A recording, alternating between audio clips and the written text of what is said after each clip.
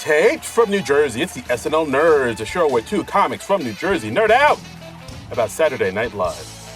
I'm your co-host, Darren Patterson. And I'm your co-host, John Trumbull. How you doing, John Trumbull? I'm doing all right, Darren Patterson. How you doing? We made it through another season. We did it! Hooray, hurrah, kaloo, kalay. Yay! And in what is becoming an annual tradition for us, we have a special guest here in the virtual SNL Nerd studio. We have our pal, formerly of the AV Club, now of Paste Magazine. He's been reviewing SNL since season 39 in 2014. We all know each other from Boner Stuff, so... Wait, what? The reference to the season. Eugenics with Willem Dafoe. There it is. Okay. All right. Very good. But yeah, you last heard him on episode 139 of this podcast when we did our season 46 review, and he did such an amazing job. We immediately said to each other, let's have him back every year. So, Mr. Dennis Perkins. Hi, guys. Hello. Hey. How's it going? Hey, Dennis. How are you? How are you, friend?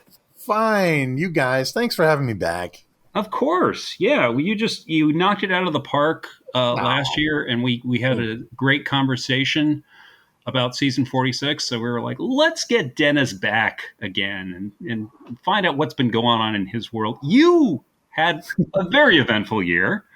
Sure.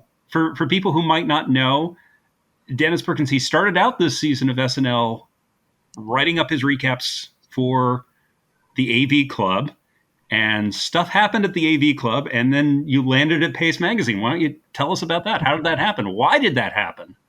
That happened because of some people I've never met at GO Media, who are the owners of the AV Club, and a guy named Jim Spanfeller, and some technically an editor, executive editor of the AV Club, who I can't even remember the name of and never met.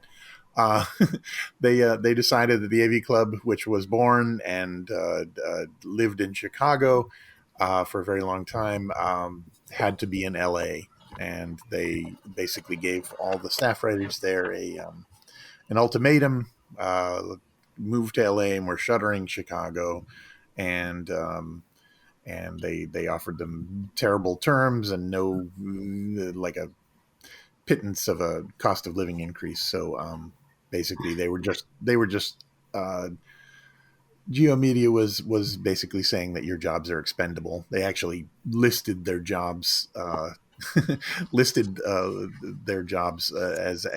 vacant when they were advertising for people to take them over before the contract was up. Yeah. And so I wrote a snotty letter that I posted online, and just saying that I quit. So good for you, man. Well, yeah, as a freelancer and someone who's terrified of not having a job, it was against every instinct that I had. But I don't know. They were messing with people who I really love and really respect, and the AV Club is a place that I loved and respected before I even thought of the possibility of working there, and I just couldn't be a party to it. So I just quit in a hissy fit, as I said online, very publicly. And not that anyone at Geo Media noticed or cared or commented or anything. And I was very lucky that the Garrett Martin and Claire Martin at Pace Magazine saw that, and they just said, "Hey, come write for us." So that's what I did. That's okay. So they came to you. You didn't have to go out hat in hand saying, "Can I write SNL recaps for you, please?" Oh, I was fully prepared to do that. Yeah. But no, they did. Garrett just kind of emailed me, and I couldn't be more happy and more grateful. I didn't miss an episode. As soon as I left, when my editor Danette Chavez left, and they picked me up the very next week. I didn't miss a beat, and I saw the Oscar Isaac episode was my first one for Paste, and I finished out the rest of the season. Wow, that's awesome. That's awesome. I'm happier. It's screwed up that happened, but a mad respect for doing what you did and calling out what you saw as wrong, and so glad that you landed on your feet somewhere else because, yeah, we really enjoy your recaps, and you've got a pretty healthy readership at this point. I hope most everybody followed you to the new place. I hope so. I think so. Okay. Unlike All the AV Club, Pace doesn't do comments, so I don't really know.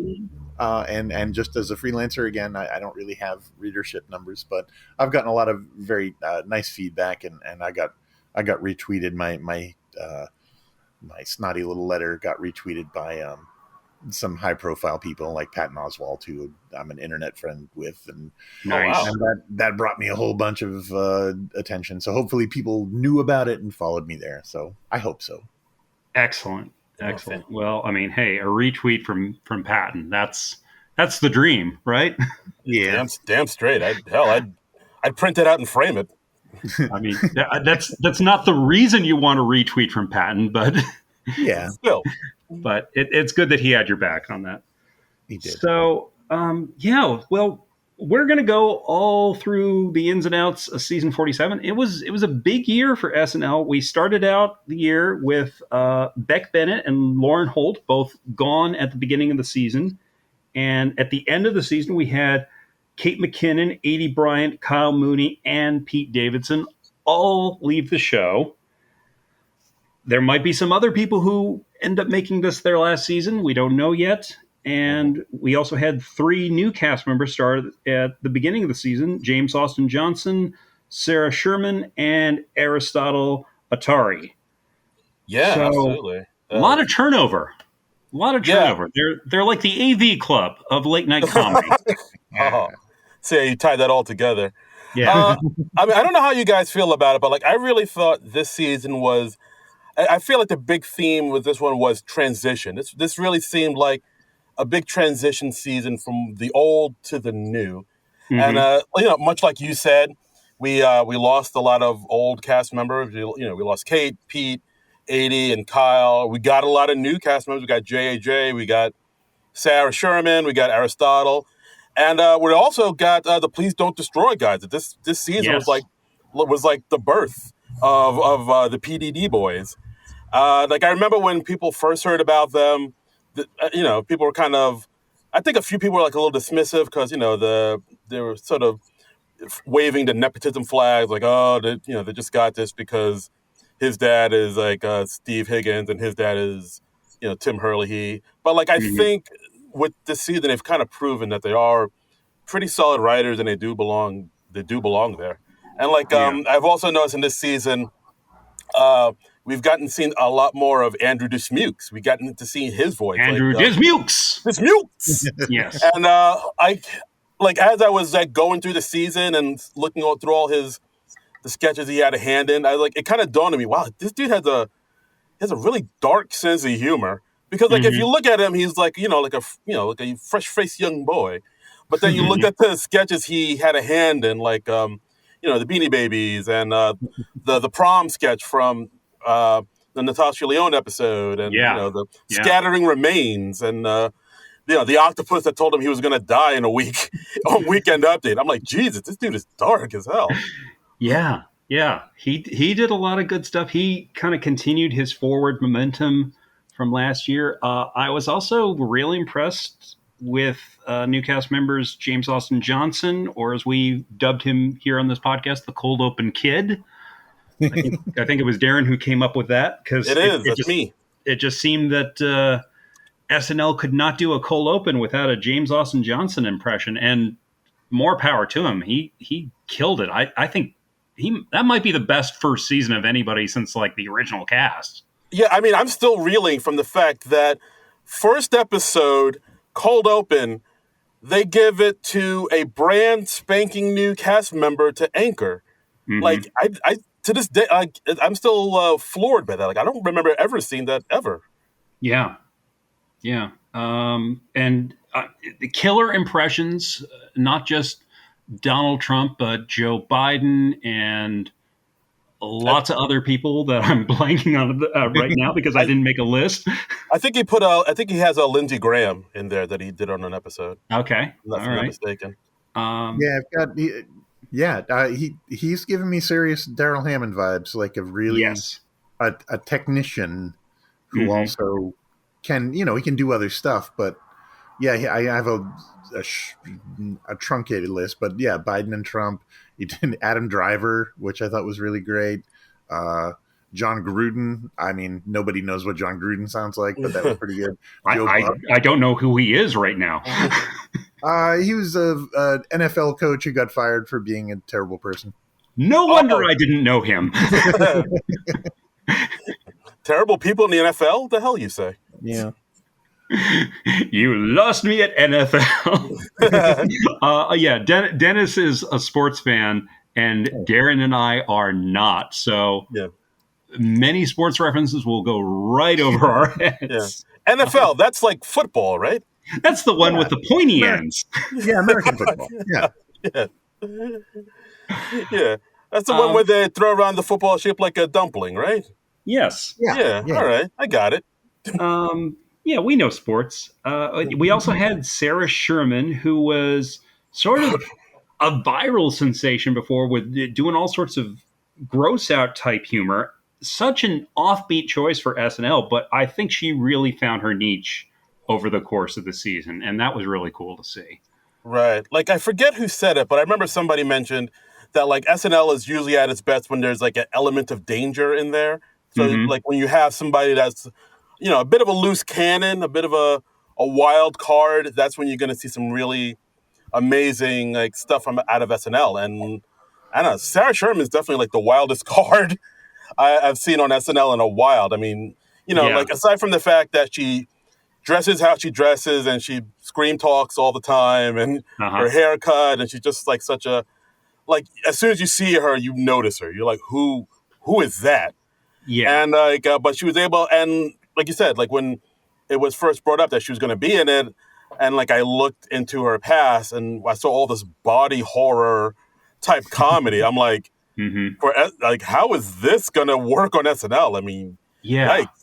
But like she's been able to sort of carve a nice little lane for herself and do some pretty memorable sketches. I mean, we'll get into it, but Chucky and the Meatball sketch and her Weekend Update desk segments really seem to have endeared her to her audience, and she also really seems to be buddy with the Please Don't Destroy guys, because they seem to get each other's comedic. They meshed really well, and they found a good blending of their voices, which was really cool to see. I mean, we got a lot of new voices in the show, and there were new writers too. So I think that really helped. I think the monologues definitely improved this season as well. Yeah, absolutely. Yeah, they weren't as reliant on the old formulas. So they made a few new formulas, but. Yeah, we're still getting game show sketches. Yeah, all right. Yeah. I mean, there is still room for improvement. Dennis, anything you want to weigh in on about Sarah Sherman? How did you like her debut season? Great. I like you. I agree completely. SNL it plays it safe far too much in its sketches and also in its hiring. We see so many just unique talents who go on to great things after they kind of either get canned or storm out of SNL. You just think about like Tim Robinson. You think about Natasha Rothwell and Bob Odenkirk and people who and Larry David. People whose sensibilities were just they were outside of SNL's comfort zone, seemingly, or they, you just have a sense that they didn't get them, or or at least people at SNL thought that the audience wouldn't get them, and then they go on and kind of redefine comedy in different ways. I don't know if Sarah Sherman's going to do that, but it was really refreshing that she got hired just off the basis of what her type of comedy is, and also that she was allowed to ply her trade and just get weird with it. I dug it. In one review, I just talked about the meatball people. I remember as it was going through it, I first started thinking of Michael O'Donoghue, and I was like, oh, this is like a Michael O'Donoghue sketch where the point is he just weird and on its own wavelength, and doesn't really give a crap if 90% of the audience is just puzzled and grossed out. And then I thought, it is, but it's also it's a Sarah Sherman sketch. It's good to have that kind of little, kind of cyclone of weirdness running around, and every once in a while it'll get on the show, and that makes the show weirder, and I think that makes it better. Yeah, I mean, it's just always nice to see a new type of comedy on the show and see the show sort of expand its repertoire a little bit. Yeah. So, absolutely. Well, and I think we have to address the elephant in the room, or maybe more accurately, the elephant not in the room. The third new cast member for this season, third new featured player, Aristotle Atari, just kind of disappeared halfway through the season. And what's that about? What happened there? Should we send out a search party? Do we need to put his face on a milk carton? What's going on? I mean, I have no idea. Like, I mean, I've talked about this on the podcast till I'm blue in the face. But it is weird how in the first half of the year, Aristotle was getting stuff on the air, and it was resonating with people. Like, people liked Laugh-In Tosh 3000 on the Weekend Update Disc. People liked Angelo. And I just rewatched the Laugh-In Tosh 3000 not 15 minutes before we started recording, and it was going over great. Yeah. People were responding to it. How do you not bring that back again over the course of the season? Exactly. Are you axing that just so that Cal Mooney can do Baby Yoda one more time? The less said about that, the better. And, yeah, but like that is like he has stuff that was working, and even to the point where, what was it? Like the lead singer of LCD Sound System, when he was on the John Mulaney episode, he even like kind of worked in Angelo's like catchphrase in one of his songs when he was doing it live. Like towards the end, he says, "Oh, thank you for this," and he did that little 2 nights. Like so the character Angelo character does resonate with people, right? And then then for some reason, like after December or something like that, like we can't find hide nor hair of him in any sketches. Like he was in some stuff, but they always got cut. Like they did the Angelo sketch 2 other times, once in the Billie Eilish and once in the Gerard Carmichael. Both got cut, and like he's just not in any sketches. He's not even in the background. He's not even like playing bit parts anymore. So I mean, it's sadly become not unusual to see a show and Aristotle doesn't even pop up at all. You might see him at Good Nights or something, but it's very strange. And like, and there were also, I remember hearing like rumors online that like, oh, Aristotle got into a fight with Lorne or he like slapped a producer or something like that. But like, I mean, but they were all like, debunked. I was like, no, he did not slap a producer. Don't be ridiculous. Yeah. But it is very strange that like, James Austin Johnston and Sarah Sherman are able to sort of get a good amount of screen time and really establish themselves. And Aristotle started off doing that, and just something happened, and he's just gone. Yeah. And go ahead, Dennis. Oh well, Laughing Tosh and Angelo were both. I thought they hit hard. I thought people loved them. I loved them. I thought they indicated that this was a guy who had his own very specific kind of sense of humor that he was ready to bring to the show. Like Darren said, Angelo almost got on twice more. The thing that you don't have to slap a producer at SNL as a featured player to get lost in the shuffle. Especially with, but it doesn't hurt. Yeah, especially with 21 cast members, and if you want to count the Please Don't Destroy guys, 24 cast members. Yeah. The only thing that I'm thinking is that I know that at least he did both of those characters prior to coming on the show. They seem like, that they were part of his act, and they were probably part of his audition. and it was inevitable because they were so good that they were going to be on the show. And then you wonder, how, people talk about, with a sketch show, you takes things out of the trunk, it's like stuff you brought with you. And then, you just have to wonder, is that all that's in the trunk? And that's all I can think of, is that those were his best ideas, and maybe he just didn't have any. I don't know. I mean, maybe it's as simple as he didn't bond enough with the right writers and it didn't get a new character developed for him. I mean, that's always possible. It's such a weird, random thing, like who hits on the show or who really makes a go of it on the show and who doesn't. Yeah. It's almost arbitrary because, like we were saying before, some supremely talented people have come through SNL and not really made it on the show for whatever reason, and then they go on to something else and they hit big there. And not just writers. I mean, performers. You think like, Michaela Watkins and Jenny Slate and Casey Wilson, Wilson, just people who are just intrinsically just funny, awesome people, but the show just couldn't find a place for them.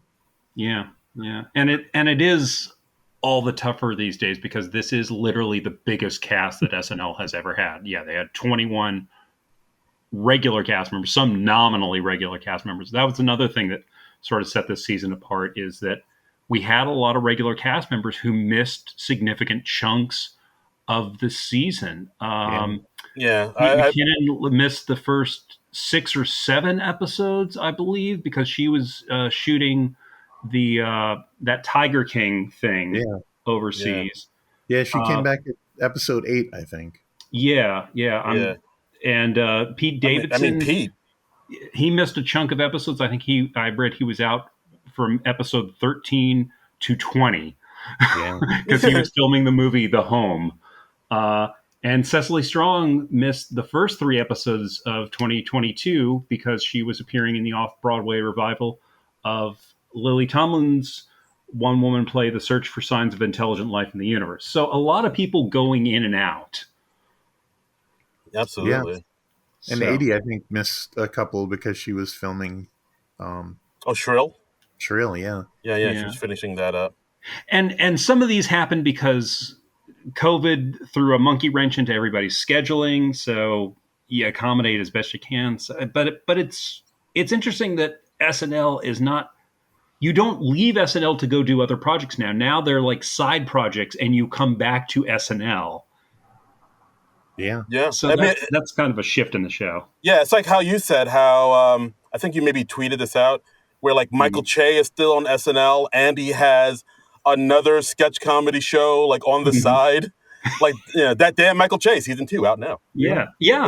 And I mean, and Fred Armisen did that before him too. Like he was doing another sketch comedy show, Portlandia, and I think that's so weird when they're like, I'm going to be on SNL, but I'm also going to do this other sketch comedy show. That's bizarre to me. And like famously, I mean, it used to not be the case. I remember reading in the Tom Shales, the SNL oral history book, that Lovitz basically got fired from the show because he wanted to take time off to do a movie, and Lauren said, "We don't do that."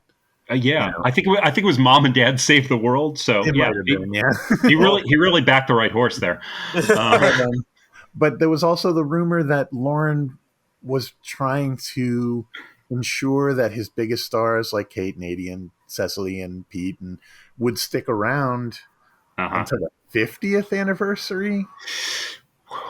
So he was like offering all this latitude to go and do outside projects and stuff. So it's just, but it really. Yeah, it turned this into a real piecemeal kind of a cast this season. I mean, it makes a certain amount of sense because you want to have a killer cast going into your 50th season, and you want to have a lot of big stars on the show. You don't want to be like rebuilding the show on the 50th year. You want the show to be in a good place. But when they've already been on the show for like a decade. It's a lot to be like, well, can you stay another 3 or 4 years? It's like, Lauren, I gave you everything I got, man. I can't. So yeah, it's interesting. I mean, I'm sure Lauren wants to make it to the 50th season, and God bless him, and I hope he does. But I would not be surprised if he chooses to hang it up after that, because Yeah, I mean, 50 years. I mean, yeah, it's 50 years. I mean, that's a oof, hell of a run. That's an amazing run. So, good gravy. okay, well, why don't I, before we dive into what our favorite sketches were of the year, why don't we just refresh people's memories on who the hosts and musical guests were for season 47? Let's do it. I got a list here, so I'll just read them through as we go. Season premiere from October 2nd. We had Owen Wilson as the host, Casey Musgraves as the musical guest. Episode 2, Kim Kardashian West and Halsey. That affected things in Pete Davidson's life. I'll just say that. And he was never the same. And he was never seen again. He really wasn't. Episode 3, we had Rami Malek hosting and Young Thug as the musical guest. Episode 4, favorite son Jason Sudeikis and Brandi Carlile. Episode 5, Kieran Culkin and Ed Sheeran. Episode 6, Jonathan Majors and Taylor Swift. Episode 7, Simu Liu and Sawiti. Episode 8, Billie Eilish was the host and musical guest. And that brings us up to the Christmas show with Paul Rudd, which was originally supposed to have Charlie XCX as the musical guest, but because the Omicron variant was raging at about that time, and even Colin Jost got it, they basically canceled the show. They had some new pre-tapes, and then they showed some best of things, and we had Paul Rudd in the studio with Tina Fey, Kenan Thompson, and Tom Hanks. Okay. And Tom Hanks, that's right. Tom Hanks was there. And Michael Che was there, too. Michael Che. Yeah, and Michael Che did Weekend Update with Tina Fey. And that was supposed to be Paul Rudd's 5th time hosting. So that was... Oof. As Paul Rudd said on the show, this is incredibly disappointing. and what a shame, because he's such a strong host. So they came back in the new year, 2022, with Ariana DeBose as the host and Bleachers as the musical guest. We had another former cast member come back after that with Will Forte and Mainskin. Then Willem Dafoe and Katy Perry. Another host reaching his 5th time, John Mulaney with LCD Sound System as a musical guest. Then we had Oscar Isaac and Charlie XCX coming back to be the musical guest, so I'm glad they made it up to her. Episode 15, Zoe Kravitz and Rosalia. Episode 16, Jared Carmichael and Gunna. Episode 17, Jake Gyllenhaal and Camila Cabello. Episode 18, Lizzo was the host and musical guest. Episode 19, Benedict Cumberbatch with Arcade Fire. Episode 20, Selena Gomez and Post Malone. And episode 21, the season finale, Natasha Lyonne and Japanese Breakfast. So, all right. Which hosts and musical guests jump out for you guys? Who do you think did a great job? Who surprised you? Who was just like, they're all right? Well, here, Dennis, I'll let you. You're the guest. So I'll let you go first. I don't think it was the best episode of the season, but I really thought Oscar Isaac was just an all-star host, like somebody I can't wait for them to bring back. In my review, I kept talking about how he was the new John Hamm, kind of like sexy, brainy sex symbol who's just an utter goofball and willing to do all kinds of crazy stuff. And I just thought he was just pure kind of fun and entertainment. He was just really confident as a host. Yeah, that's a good comparison. I like that. He does have some John Hamm energy to him. Yeah, because he's like you say, he's handsome. He's known for being like intense dramas, but then you get him into SNL and you find out this other side to him where it's like, oh, he's just like he's a comedy nerdy goofball guy. All right. It's we saw it like in that monologue where he showed the home footage of him from his home movies, like him wielding a sword at by the pool. Yeah, his dad was like cleaning the pool or mowing the lawn in the background, something like that. That was funny. We had a lot of in the monologues, the host being like, "This is where I came from. So here's this humiliating early job I did, or here's this weird thing I did as a kid," and it gave you more of a personal connection to the host during the monologue, I feel like.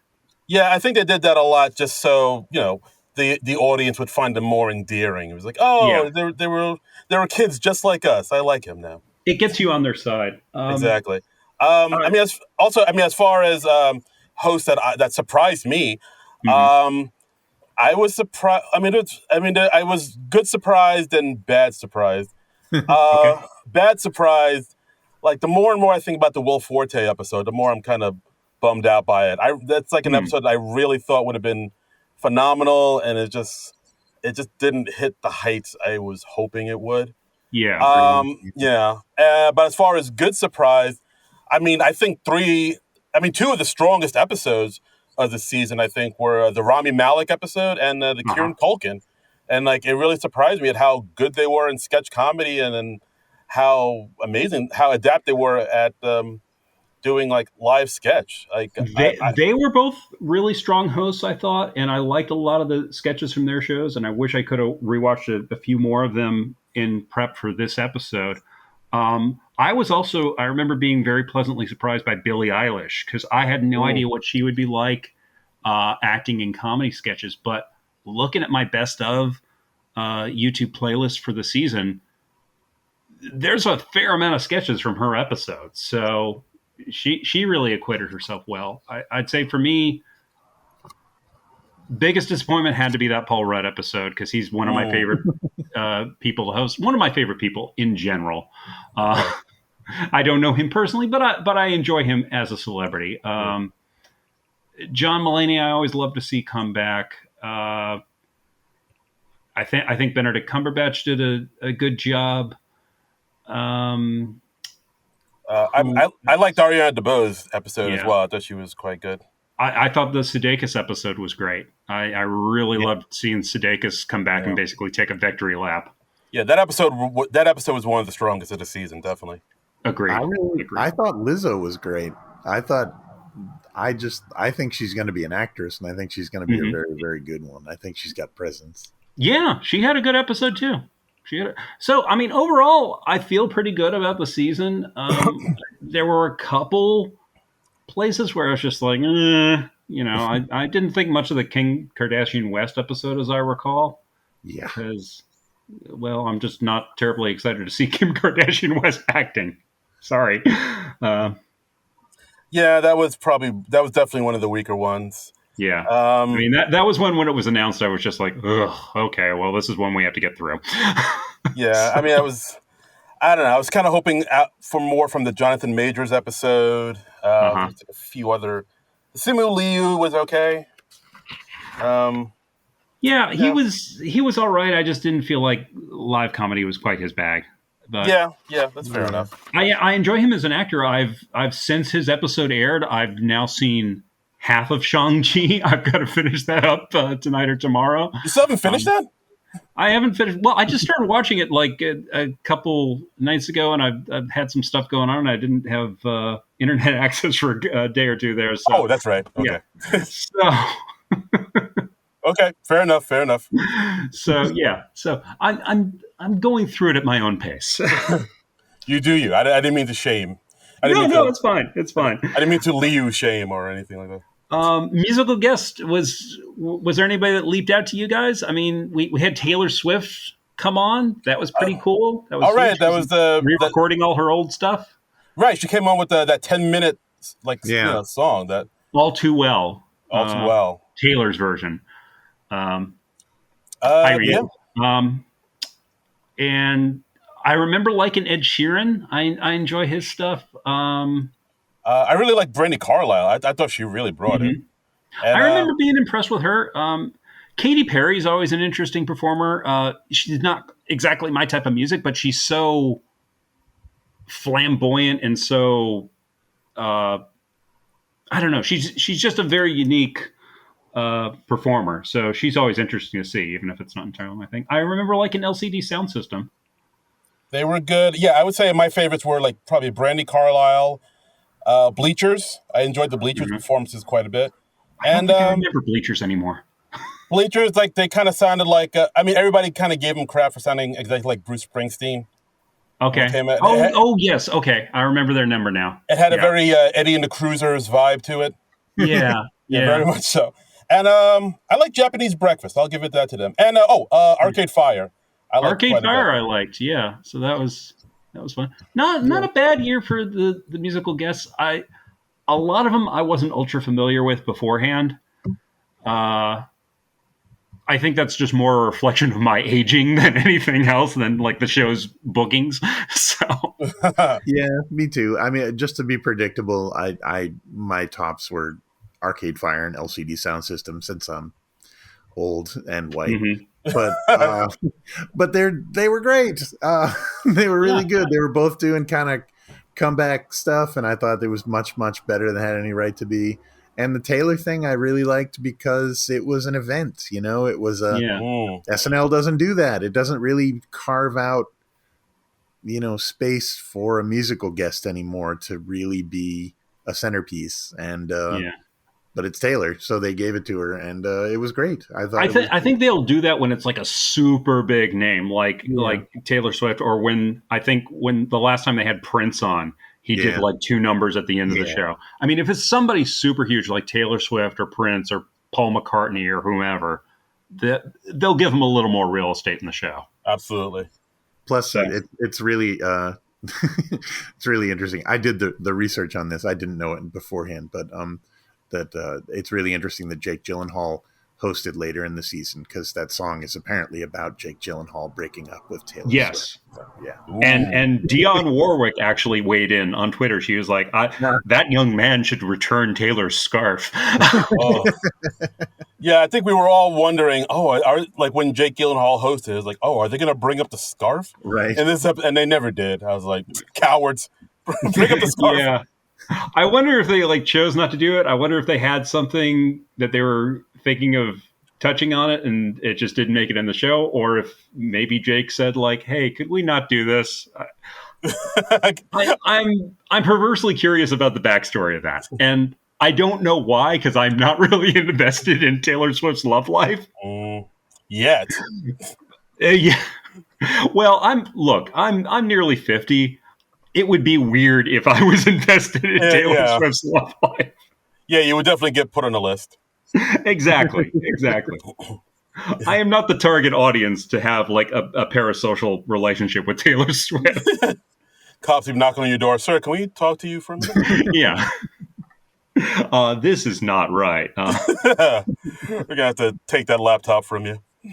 Yeah. When we had Taylor Swift on the show, I shouldn't say that. When they had Taylor Swift on the show, I had to call in my friend Rini, who is in her 30s and grew up with Taylor Swift.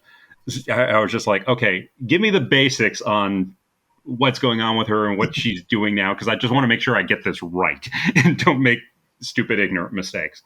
And she was nice enough to give me a primer on that. So very nice. All right, so guys, do you want to get into what our favorite sketches were of season 47?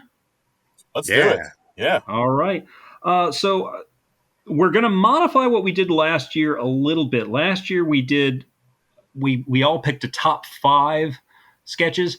We ran kind of long with that, so we're cutting it back a little bit. We're going to do a top 3. We're including pretty much everything into our definition of sketches. We're going to have pre-tapes. We're going to have live sketches. You can pick an update piece. Our only real rule is we're not going to include cut for time sketches. As great as some of those might be, we figure it's not quite a real SNL sketch unless it's on the air. Does that sound good to everybody? Yep. Sounds good. All right. And we're gonna run through. Dennis, since you're our guest, you're gonna go first. Then we'll have Darren, then me, and we'll just rotate around with our picks. And we'll. I've got a list of writers up. I'll try to credit the writers wherever we can. If a sketch is uncredited, we are just going to assume that the sketch was written by Akira Yoshimura, Q Card Wally, and or Abraham Lincoln, the Llamas, and the Showgirls who are always hanging around backstage. So tip of the hat to them. Mm-hmm. So, Dennis, why don't you start us off? What's your first pick for one of your top 3 sketches of season 47? Getting into this, I went back and I did my homework, and that meant rereading every review I did this year. And first of all, I just want to say I'm so sorry. I write so long. Who would read all that nonsense anyway? But well, we don't know anything about rambling about Saturday Night Live, Dennis. Nope. There's so much, but I'm just going to pick one just because I rewatching it and rereading, and I just tickles me to no end. It's got to be Monkey Judge. From the John Mulaney episode. Nice. I love John Mulaney anyway, and I wrote in my review, I don't know if John Mulaney would take this as a compliment, but I really couldn't think of anybody better to play a monkey judge. There's just something about his kind of very presentational kind of verbosity, that combined with the monkey. In case anyone can't figure it out, it's a sketch about a courtroom sketch where the judge is a monkey, and it's John Mulaney, and the way that his kind of verbal style meshed with the monkey's very monkey-like approach to his job and other people, and he's also signing everything as he's going. He's signing to the lawyers, and just at one, his bailiff approaches, and he grabs the bailiff's badge and says, like, I would like the record to show that he had the shiny thing, and now the shiny thing is mine. Thus, I have achieved dominance. Yeah, exactly. I don't know. Sometimes, there's all kinds of heady, brainy political stuff this season to get into, but sometimes just a really well executed, dumb idea. Really, really works on SNL, and Mulaney was absolutely perfect as a monkey judge. I hope should he hear this, he would take that as a praise. Mulaney's really good at doing smart, dumb comedy, or maybe dumb, smart comedy. I'm not sure which it is, but that's like where he lives. Absolutely. Yeah. I mean, just because, it is a very simple premise, a monkey as a judge. And I could see in somebody else's hands, this sketch could just totally fall flat. But Mulaney, like you said, Mulaney just has the charm and the way to write it, and he really sells it, and it works. In anybody else's hands, this could have been a turd. But that he would throw to show dominance. Yes. Yeah. This sketch was just the right amount of silly, dumb, and also kind of smart that it did work for me. I did enjoy this sketch quite a bit. I've got the writing credits for Monkey Trial. It was John Mulaney, Simon Rich, who I know is a former SNL writer from Mulaney's era. I think he's gone on to create a few TV shows since. So I think he was coming back as a guest writer, most likely. And we also had an assist from the Please Don't Destroy guys, Martin Harley, John Higgins, and Ben Marshall. So, great job, guys. Absolutely. Hear, hear. All right. Well, Darren, what's your first choice? All right. Well, see, now that you mentioned that we could also include weekend update segments, I'm thinking, should I? But I mean, that's more. Go for it. Actually, no. I'm gonna stick with what I originally wrote. Okay. I'm gonna go with again from one of the more stronger episodes, Mattress Store from the Rami Malek episode. Nice. This was a good one. I'm glad you picked that because I very nearly put that on my list and I didn't have time to rewatch it. So I'm glad you included it. Woo! All right. Right. Yeah. Made the right choice. I mean, again, it's a simple premise. The couple goes to a mattress store to look for mattresses, and then as they try out mattresses, they sort of recreate the scenarios that would happen if they took the mattress home.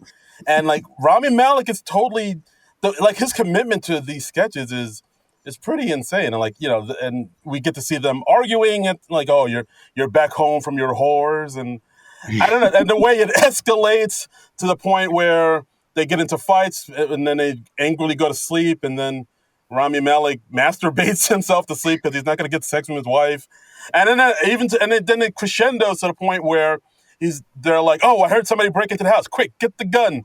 And then they pull a gun from underneath the pillow. They kill the intruder, don't they? I think so, yeah. And then that gets her hot, and then they have sex in the mattress store. And the fact that like Bowen is the straight man throughout all this and asking what is happening is another nice little piece of icing on this cake, because Bowen's rarely the straight man. I mean, and I don't know. I just thought this was really well executed. And I don't know. This was a pretty classic sketch, I think. I 100% co-sign on that. That was one of my favorites. I put that on my best of list that I do throughout the season. That was great. The writers on that, by the way, Adie Bryant, Martin Harley, John Higgins, Ben Marshall, and Celeste Yim. And wow, and just performed the hell out of by Adie Bryant, Rami Malek, who went to my alma mater, the University of Evansville. I just want to throw that in whenever possible. UE shout out. Hi, Scott. And Bowen Yang was great. It's great seeing Bowen Yang play the straight man in the sketch and not just be like, I'm the outrageous one. It's nice to see his range, I guess. Absolutely. And any sketch that lets Adie belt out the line, "You reek of vermouth and whores." Sure. Vermouth. Do people still drink that?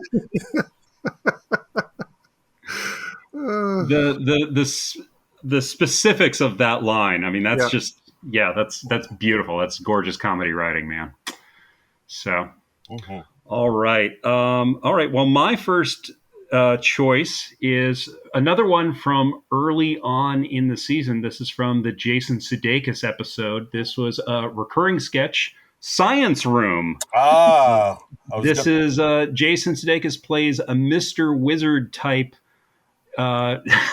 host of a educational science program with deeply stupid kids played by Mikey Day and Cecily Strong, and he just gradually loses his shit. They've done this sketch like 3, maybe 4 times.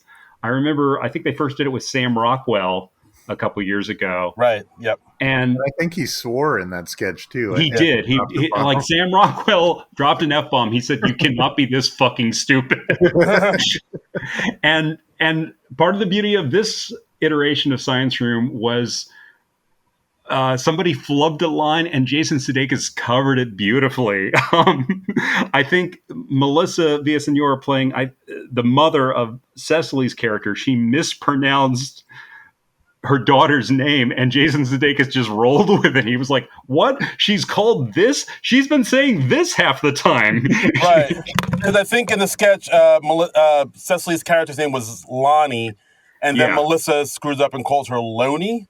Yeah. And then Jason just picks that up and is like, "Loney? Your name's Loney? I've been calling you Lonnie. Loney?" And like you see Cecily and I think Melissa break a little bit, and it's gorgeous. That's when SNL is at its best, when you have a bit of a flub or something unexpected happens. The actors maybe break a little bit, but they don't break enough to ruin the sketch. But it really drives home that it's live and it's spontaneous. And oh God, I love this. And it's a recurring thing that they haven't beaten into the ground, which is awesome. And that's what's great about having like Sudeikis in the house is just you've got a pro, you've got an improv pro and a sketch comedy pro, and he just stays in character and just kind of rolls with it. Yeah, like you said, and I just want to give it up to Cecily, who she plays a great dumb kid. She's got braces in the sketch, and she's kind of working it in a way that she's got pigtails, and it's just it's not over the top. It's just like. It's really lived in, and same with Mikey, who I'll have things to say about. But this is the line where the Sudeikis says he's desperately trying to get them to engage with the science, and he says, "So what is matter?" And Mikey Day says, "I'm okay." If you can write something that beautifully stupid, it's just wonderful. And yeah, Mikey and Cecily are both great at playing dumb kids. And this sketch, by the way, written by Mikey Day, Jasmine Pierce, Streeter Seidel, one of my favorite writers, and Cecily Strong. So, and gorgeous. And yeah, just Sudeikis, you bring him on, he's just going to hit a home run. And that was a sketch of that night for that episode, I think. Yeah, absolutely. Just great stuff. Okay, so moving around to our second round picks, I guess.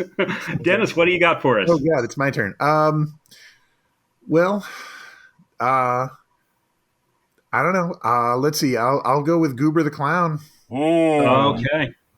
Big talking point. Big, infuriated all the right people. But that was before the Supreme Court ruling, but it was definitely when the Supreme Court ruling on abortion was in the wind. And, there was a new Texas law that had just come down, and it was, you could kind of tell which way the wind was blowing. Yeah. This was back in November. This was from the Kieran Culkin episode. Yeah. Yes. And it was, Cecily as Goober the Clown, who had an abortion at age 23. And oh my God, what an amazing piece. She's, and I didn't know Cecily's sort of the autobiographical nature of it. So I didn't really want to speculate, but she's come out and said that, that's exactly what happened. Yeah. And, Goober the Clown has a line where she says, I wouldn't be here clowning for you today if I didn't have an abortion at 23. Yeah. But, and you can come out, the world is so fucked. And Yes, the country is going in such a terrible direction. And especially for people on the show, like the women on the show, the gay people on the show. I don't know how they don't just come out and just start, going network every week and just screaming into the void on live television every week. Yeah. Mad as hell. Yeah. Yeah. This was furious, but it was and funny and well crafted and beautifully performed. Yeah. And just like the way that it would kind of break the reality of the piece, but not really, where Jost broke in and said, Cecily, are you okay? And she's like, yeah, whatever, I'm fine. And right. Yeah. And again, she even rolled with an unexpected element in the sketch where she honked a horn that didn't make any sound, and she just goes, I'm not a clown. And just, I mean, I remember at the end of last season, it was iffy if Cecily Strong was going to come back. I don't think even she knew at the end of season 46. But this desk piece alone, I think if she'd only done that over the course of this season, that would have justified her coming back for another year. Sure. But I mean, it's so amazing. Just go watch it. Go watch it on YouTube. Absolutely. Dennis, I feel like I interrupted you. Did you have something else to say about Goober? Yeah. No, I just, I catch a lot of heat, or I used to, when there were comments under my reviews, and now there aren't. So I don't know. Maybe everyone agrees with me now, but let's say they do. Yeah, sure. But I have pretty strong opinions about SNL's legacy of kind of political comedy and how largely I think it's kind of self-satisfied and overblown but this is one that will live on. This is a performer just taking the horns of a situation and making something furious and funny and just raw out of it. And I think it goes on the highlight reel, and it lives for a very long time. Yeah, that was number 3 on my list. So I totally agree with you there. The Goober the Clown desk piece for Update, that was written by Anna Dreesen, Cecily Strong, of course, and Kent Sublette. So bravo. Absolutely. Yeah. Bravo. Wow. All right. All right, Shit got, Darren, you're up. shit got real. All right. So let's Yeah. let's bring a little levity here, and Okay. yeah, let's talk about just because I'm always a sucker for just seeing for SNL and just seeing some old school kind of sketches, stuff that touches on the past of SNL and the history of it. Let's talk about the five timer sketch on the Millennium episode. That was Oh, nice choice. that was a good one. It was a good one. Like, oh, first of all, it starts off in a very weird way because if you remember, like the sketch before it was a pre-tape from Please Don't Destroy, and Mm-hmm. then it sort of cut to the people in the five timer sketch watching the Please Don't Destroy sketch. It felt very Monty Python-esque, where like one Yeah. sketch was bleeding into the other one. Mm-hmm. Uh-huh. And I mean, I don't know. There's just so much to love about the sketch. The fact that Tina Fey was in it. We had Candice Bergen in it. Elliot Mm-hmm. Gould coming out of nowhere. That was a Yeah. shocker. Paul Rudd, America's sweetheart. He comes in. And Paul Rudd, of course, he gets to bitch about how he didn't get a five timer sketch because of all the COVID shenanigans that happened around Christmas. So yeah, no, absolutely. So we get some of that. I think there was I like that little nod of the five timers cocktail. I forget what it was made out of, but I think part of it was like Dan Aykroyd's vodka. Yeah, like the Crystal Skull vodka. Yes. Yeah, and like Tracy Morgan's aquarium water. I think at some point, and then they made that joke, but then they had the bottles of his aquarium water and the Dan Aykroyd's vodka on the shelf, like, but they didn't mention it. You have to like notice it, and then Conan O'Brien comes in towards the end, flubs a few lines, and but still he even makes fun of himself about it, and it's just like this just warmed my comedy nerd heart. This sketch, I love it. And Conan, in case people might not remember, Conan was the guy who wrote the original Five Timers Club sketch with Tom Hanks, like sometime in the 80s. I want to say around 87 or 88, back when Conan was just a writer on the show. And he played like the doorman in that sketch. Right. Which is so weird when you go back and look at it now. You're just like, young, fresh-faced Conan O'Brien. Yeah. I think in this one they had James Austin Johnson playing like the maitre d' or something like that.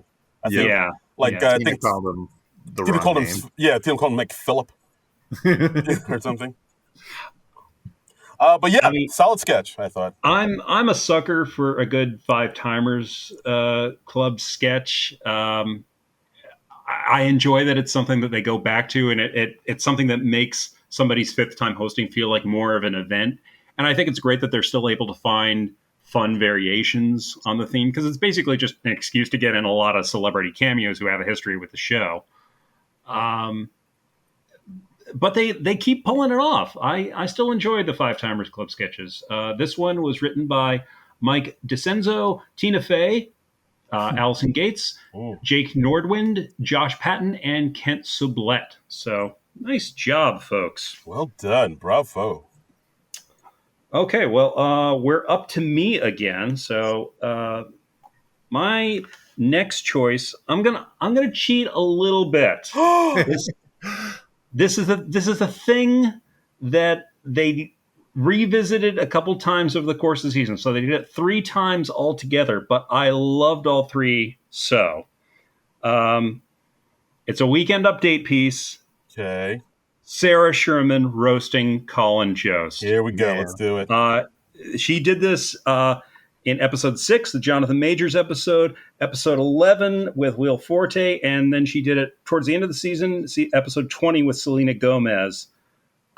This, I just loved every time they did it, and I didn't get sick of it, even though they did it 3 times in a season. I thought they spaced them out decently, and it's just wonderful seeing Sarah Sherman, aka Sarah Squirm, as an agent of chaos on the show. And I love that Colin Jost is such a good sport that he lets all his coworkers make all these vicious jokes about him.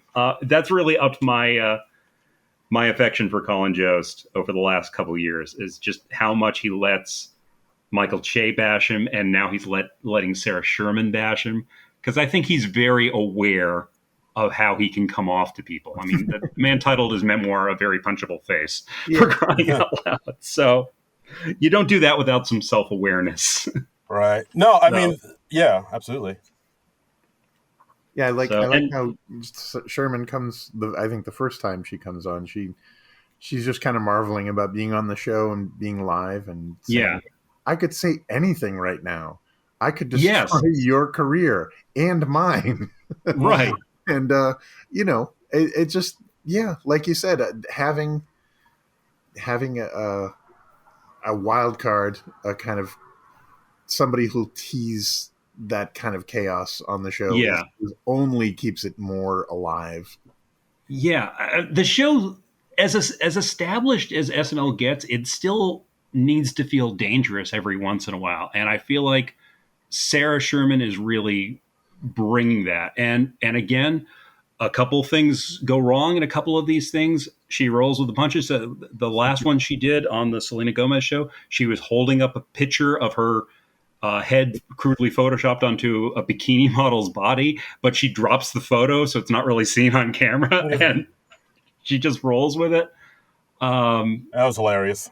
This helped fill the void also of us not getting any joke exchanges on Update for me. Yeah. So I'm still. I mean, Yeah. as long as Colin Jost is still being relentlessly mocked somehow, I'm a happy camper. I guess. I guess I'll deal with it. But yeah, I mean, that is a great choice, my friend. I mean, Yeah, what a fantastic way to introduce a new cast member to everyone, and yeah, it's a great way because, like, it's a thing where, like, when she comes out on stage, the first time she did it, we see her. She's dressed how she's dressed. She talks yeah. how she talks. No one knows quite what to make of her.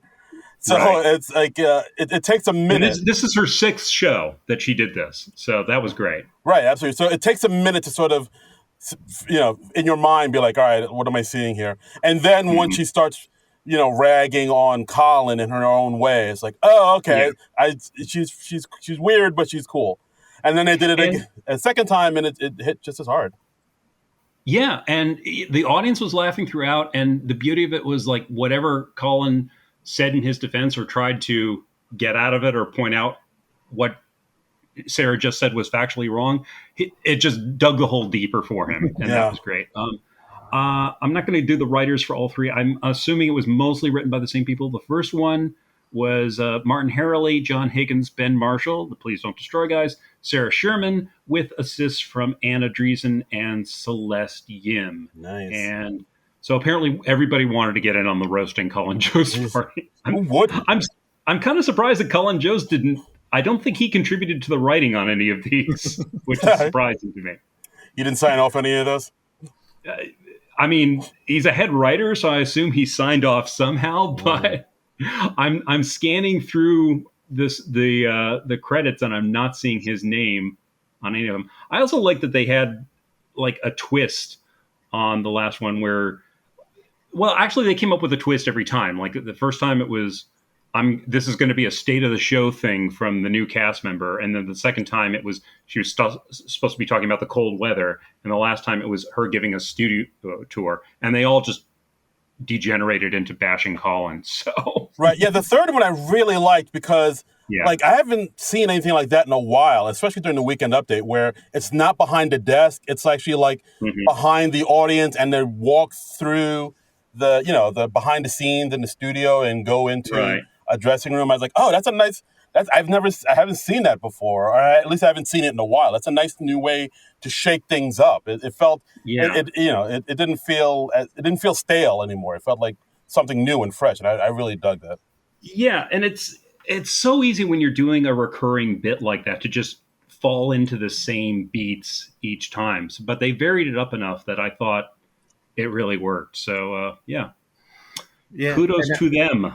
I like I mean the bashing Jost thing, and God forbid this actually happens, but like it's very. I mean, SNL's always had a thing about making fun of Lorne, and so with Lorne, kind of, they still do that obviously, but the idea that you always take shots at the boss is kind of built into the show's DNA. I mean, I'd say God forbid, I don't want Jost to take over for Lorne or anything, but but yeah, like that whole vibe, it just kind of fits into the tradition of, that it's controlled anarchy, but it's that sort of snotty kind of fun kind of, take the piss out of the boss kind of humor. Yeah, yeah. And it really works. And Jost plays it beautifully. I mean, he knows how to give Sarah the support she needs. I mean, he can be a great straight man. He's really well used in those sketches. So, all right, Dennis, I think we're back. Round to you. All right. You got a number 3 for us? Sure. Since you cheated, I'll cheat a little bit and just I'll lump all of the James Austin Johnson's Trumps into one. I'll focus on the first one probably, but yeah. I think Darren, you were talking about how it was really unprecedented that a featured player in his very first show would get the cold open, and it would be such a high profile. I mean, he was Biden in the first one, but I give credit to SNL. The same thing with hiring Sherman is just like it's like screw tradition. We've tried other Bidens, we've tried other Trumps. They all kind of sucked. This guy does amazing versions of both, and he's proven, and he's talented, and we can slot him in a whole bunch of other places. So, screw it. He gets the plum role. He gets to lead off the entire season. No, absolutely. Like I do feel a little bad for like Alex Moffat, because like for a while it looked like he was going to be the Biden, but I don't know if he never really quite pulled it off. Yeah, I got a real kind of like oh God, who played George Forte as George W. After Will Ferrell. And I'm just like, I love Will Forte, but this isn't. I'm just not. Nobody's willing to accept that, So yeah, poor Moffat. But and I think it's kind of amazing that James Austin Johnson, he established himself as the show's new big impression guy, or the impressionist in the male division. He did that so quickly that on his 4th episode, the Jason Sudeikis episode, they did, as the cold open, Ghost of Biden Past, where we have Jason Sudeikis' Joe Biden with James Austin Johnson's Joe Biden, and comparing and contrasting President Joe Biden with Vice President Joe Biden. And we even had Alex Moffat do a little walk-on on there as like sort of the Biden from the show that nobody remembered or appreciated. And what a good sport for doing that, where the gag is basically like, yeah, your impression didn't really hit. Poor Alex. But yeah, sticking with the Trump thing, James Austin Johnson, he became known, went viral, as the kids say, for a Trump that was uniquely his own, and it was very, I read interviews with him where he talked about how it had to be very improvisational, because like his whole conception was, Trump's brain skips grooves and is not a rational place. It's it's constantly segueing from the self-regard channels that only he's listening to, and so I was really worried. They booked him, and I was like, oh, it's just going to be like another Baldwin thing where it's just like kind of, maybe he'll be technically more proficient, but it'll just be more kind of verbatim crap. But they really found a way to incorporate his improvisational, I mean, they'd never improv on SNL, but that kind of feeling into his Trump. I love the conception where they do like Fox News sketches, and he gets brought in as, I always picture him as like old segments where it's like they bring in the crazy kind of greengrocer segment or the crazy like cooking segment. It's like, here comes, and they throw to Trump. And I love the idea of the ticker on the side where it's like part like the ESPN kind of thing, or when Colbert, or like when Bill O'Reilly would do his little editorial things. And so you see a list up there, and it's got like Yeah. Subjects that you can't imagine will be connected, as like Dune to, like, I don't know, whatever. And but and Johnson's performance is really good in the sense that it's loose, but it's also very exact. Like, it picks up on Yes. manner of speaking, the way that Trump will omit articles in front of things. It's like, I like Wall is good. Yes. Yeah. And just the way he talks about how, Trump, if you listen to him now, he's older. He's not like the Phil Hartman Trump, where he's kind of snappy and glib. He's hazy, and he's got a weird, the hazy plus self-satisfied plus kind of clearly sundowning. The way that sentences will kind of flow into each other without ever completing a thought. It's just good. Word salad. Yeah. Yeah. And anyway. And you watch The Real Guy, when I watch The Real Guy anyway, it's just like he is just saying whatever comes into his head at any given moment, or whatever he thinks will get him through the next 5 to 10 minutes. And he doesn't even care if he contradicts something that he said 5 or 10 minutes ago. Sure. Correct. And they have the sketch where they do like Fox and Friends in the morning, and the three hosts are desperately trying to say, "Oh, Mr. Trump, the Democrats are saying that you had a coup, but that's just ridiculous." He's like, "Yeah, it was a coup. It was just like keep coming back. It could be coup, could be, and just violence, used to be there would be violence, and it would put him up against the wall, and bing bang and coup, and I don't know, man. It just it felt, it was like the best SNL political impressions aren't necessarily the most accurate. They capture the spirit. Yes. But this one captured the spirit, and it was really kind of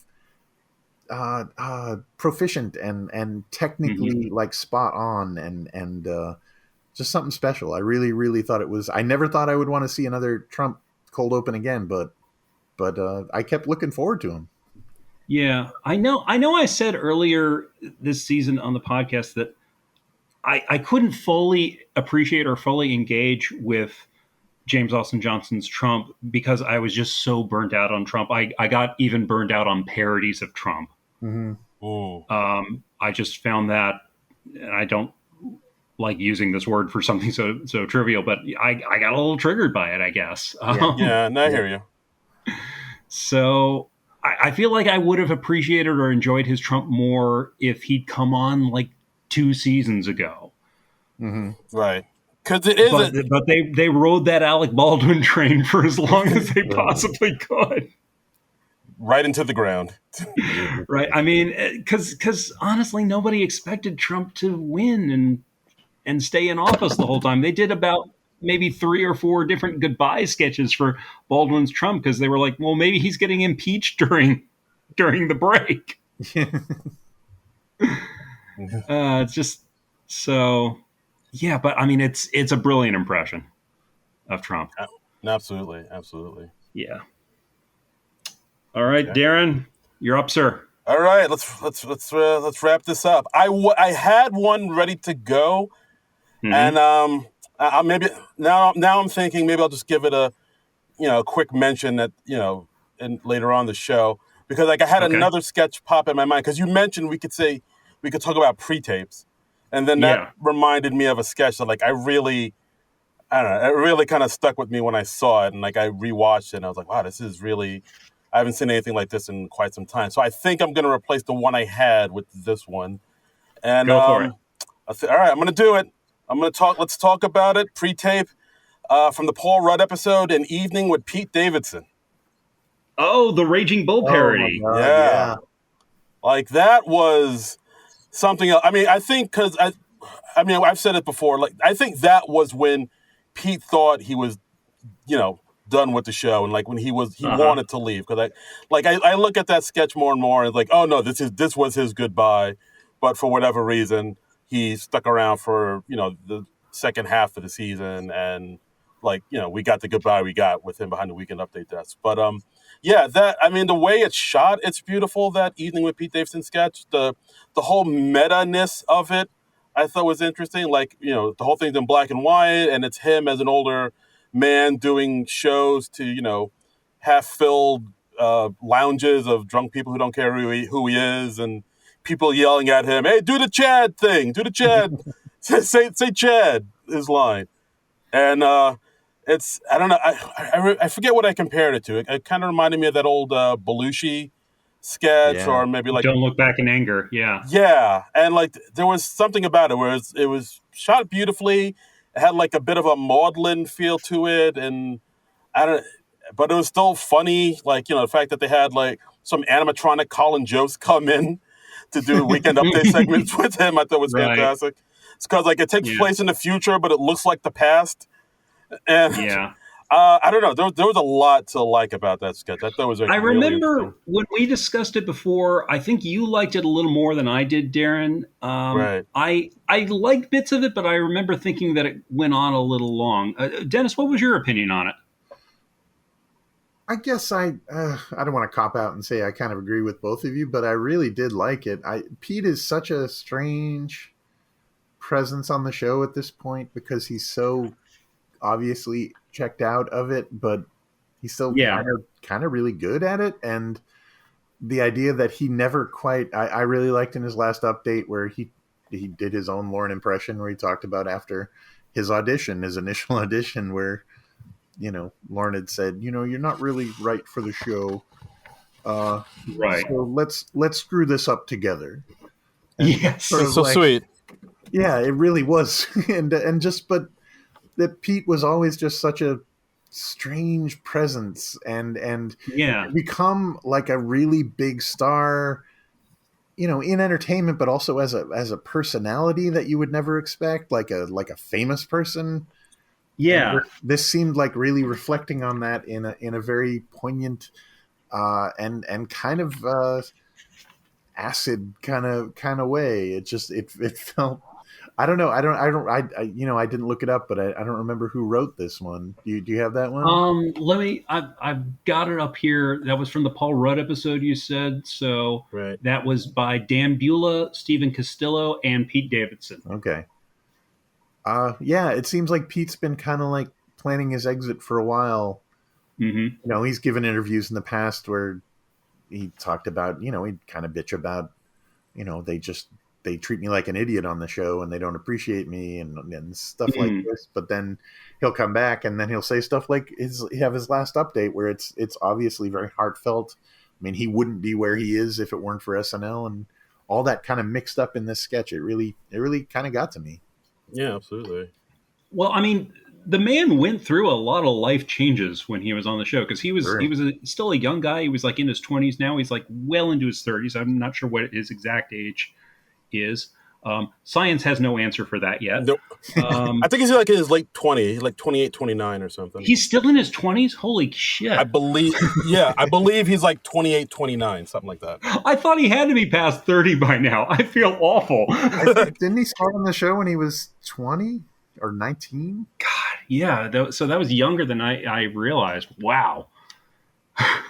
Yep. And I mean, he's like, he went through a thing where he publicly threatened suicide. He's gotten clean at least once, if not twice, on the show. I don't know. I mean, he became like a big social media star. He's dated all these celebrities, and he's become like this incredibly popular cast member. I never would have guessed that he would last as long as he did and made as big of a hit as he did on the show. So. Yeah, absolutely. He went through a lot. Remember, he was engaged to Ariana Grande at some point. Ariana Grande, who he met on the show, and he became friends with Machine Gun Kelly through the show, and I believe he met Kim Kardashian West through the show. Yeah. So, the show has hooked him up.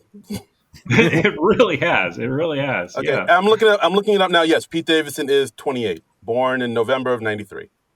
My God, man. Yeah. Well, I know he started stand up really young too. So Yeah, that's true. So yeah, Evening with that's Pete impressive. Davidson. Evening with Pete Davidson. My choice. Okay. Well, now I'm kind of conflicted on what to pick for my last one because like I had Goober the Clown as my number 3. Sorry. Since Dennis picked that for his number 2, that leaves me with a dilemma. Oh boy. And I've got two kind of vying together. I think I'm going to go with a pre-tape from the Billie Eilish show, "Lonely Christmas." Mm. This was Billie Eilish as a kid in a family in like some city. She sees a neighbor across the street, an elderly neighbor played by Kate McKinnon, writes out a note to her holding up a sign like that Taylor Swift video. I think it was "You Belong to Me." See, I've learned some Taylor Swift stuff. There you go. And she invites her over for Christmas dinner. And the first thing that Kate's character writes back after she accepts the invitation is, "Will there be any black people there?" And then she follows that up with, "Jews?" So the entire sketch is just ping ponging between sweet and twisted, and oh my god, it's a great piece of writing. It's just performed beautifully, and it just takes some really great unexpected twists and turns. This sketch was written by Mikey Day, who also plays a part in it. Allison Gates, Kate McKinnon, and Streeter Seidel. So, yeah, I thought that was great and really really funny. Yeah, no, that's a great choice. I had that down too as one of my favorite sketches of the season. It's just like a very simple sketch. No one speaks a word really. I mean, I think Billie Eilish had a few lines here and there, but for the most part, she like calls back to her mother a couple times. Yeah, yeah, but for the most part, it's all silent. It's all just all the comedy is done through the two of them communicating through signs, and it works. It's hilarious. This was a solid sketch. Good point. Dennis, what did you think of this one? Loved it.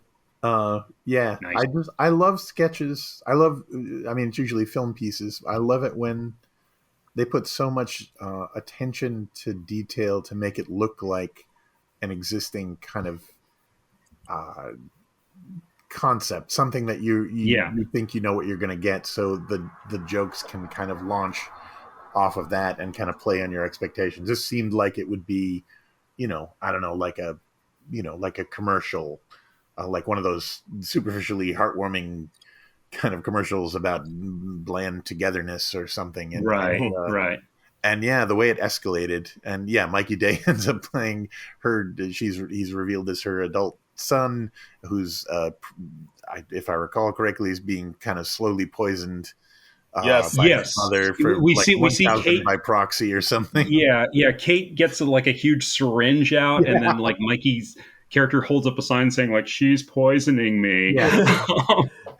And he keeps eating the notes that he's holding up for the neighbor. Yes. And I love a sketch that just kind of escalates. It you don't know where it's going, and it commits to the vibe it's on, and it just kind of expertly builds and builds and builds. Loved it. Yeah. I mean, whenever we don't like a sketch and we're talking about it on the podcast, a big criticism that we keep coming back to is like it didn't build, it didn't escalate, and also you want to be surprised, because at the heart of comedy, it's surprise. I mean, jokes hit harder when you don't see the punchline coming. If you can tell where they're going from the first 30 seconds of the sketch, it's not going to hit you too hard. Generally speaking. In general. Sometimes it can hit hard because you're like laughing in anticipation, but generally it hits harder if you don't see it coming, especially if it's not a recurring sketch. So no, absolutely. Yeah, so that one, I rewatched that one this afternoon, and I just thought, yeah, that's a pretty strong sketch. I'm going to put that on my list. So, Okay, here. all right, Okay, so that's it. We've all picked 3 of the season. I think we came up with a pretty solid list of best of season 47. it's good. It's good. Do we want to do honorable mentions? Let's do some honorable mentions. Okay. Sure. Yeah, I got a few. All right. The one that was going to be my number one before the Pete Davidson beat it out. I still think this is a fantastic sketch. Canceling Cable from the Kieran Culkin episode. I mean, my I God. have that on my best of list, and I didn't rewatch it. And I've spent a lot of the last couple months and the last day dealing with my cable company, so I think I could watch it, and it might be triggering for me though. I'll give that a nod. Yeah. I enjoyed the mail-in testing service from the Owen Wilson episode, where it's like we're gonna take it out. Oh, right. The thing's going right in the trash. Like we're not gonna play Yeah, with it. we're gonna play with it a little bit. Yeah. I thought that was a strong one. Let's see what else do I have here. Well, if we're doing weekend update segments, I got to give a shout out to Andrew Dismukes and his amazing animal antics, which I mentioned briefly, where like the octopus told him he was going to die in 7 days. I was misremembering that as last season. I think I would have put that on my list if I'd realized it was this season. No, that was definitely this season. What episode was that in? That was I wrote. Oh, that was during the Billie Eilish episode. Oh, see, like I said, that was a surprisingly strong episode. It was that had that first TikTok sketch, the first time we ever seen that, where like they kind of where SNL kind of switched up the format for a sketch and the TikTok thing. There was a hotel ad, of course, at the end where Billy and Kate, where they were just breaking. I'll give a special shout out because I didn't see this coming at all. Peyton Manning on the Weekend Update desk, where he's talking about Eloise in Paris or Emily in Paris. That hit me hard because not a sports guy. Peyton hosted before, didn't he? Yeah. Yes. Yeah. And I don't remember him being that strong of a host, but he killed it on that. I put that on my best of. Yeah, his delivery was so assured and crisp. Yeah. It was shocking because he's kind of he's a sports guy. He's kind of a stiff, but that was killer. That was great. Yeah. I mean, when a sports star comes on and they really hit, it hits hard because you don't expect them. I mean, because they're not trained actors, right? They're sports players. So, absolutely. But I remember reading in that in the Live from New York oral history book that you mentioned earlier, Dennis. They said that the great thing about having athletes host is they can follow directions. If you tell them like, oh, okay, you go here and this and this, and they will like follow those directions to a T. So you got it, boss. Yeah. So they're very used to that. Yeah. So I'll add 2 more. I'll give a shout out to from the Jake Gyllenhaal, the "Why'd You Like It" sketch, where they're talking. I'm a sucker for sketches where they kind of deconstruct, human nature and human conditions. Like, why do we do the things we do? Or so like I don't know. I got a kick out of that, and I'll give another shout out to. Another one of my favorite pre-tapes, the Old Enough Long-Term Boyfriend edition from the Selena Gomez. Because, I've never seen the Old Enough show, but, I thought the premise was strong, the execution was strong, and just seeing, Mikey Day go out and trying to do a simple task, like buy makeup and pick up he's shallots. He's playing like a boyfriend in his 30s. Yeah. It's like, oh, he's only 34. I don't know if he can do this. Little things like that. And it was all under the backdrop of a Japanese reality show. It's like, go on. Which is a real thing, apparently. Yeah. Yeah, it's been around for a while. But, you hear things like, go on, Matt, you can do it. Don't be distracted from that picture of Anna de Armas. It's little things like that. I thought that was a really solid sketch. Hey, I totally get that. I've been distracted by many a picture of Anna de Armas in my day. I mean, hubba hubba. A striking looking person.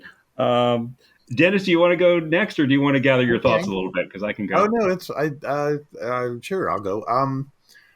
Sticking with Darren, I was going to mention, we haven't really talked about Chris Redd much this season. Oh yeah, No. I should. Yeah.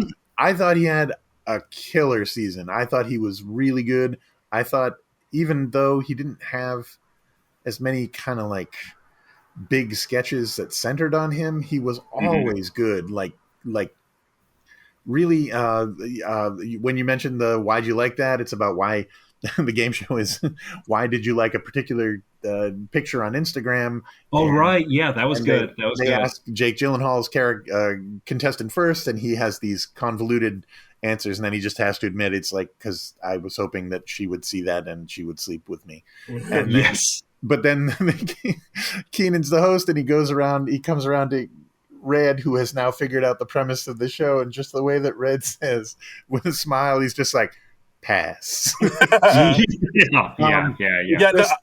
I agree with you. Yeah, I mean, Chris Redd, he's really, I mean, this year we've seen more and more of him, and he just constantly shows that he really has the chops to be on the show. I mean, I really saw it when, I don't know if you're going to mention it, but like that one sketch where he played Eric Adams. He debuted his Eric Adams on the Ariana DeBose, and it was all him. That sketch was like all him and all his charisma, and he just knocked out the park, I thought. I think he's really cemented himself as a major player going forward, especially with people leaving.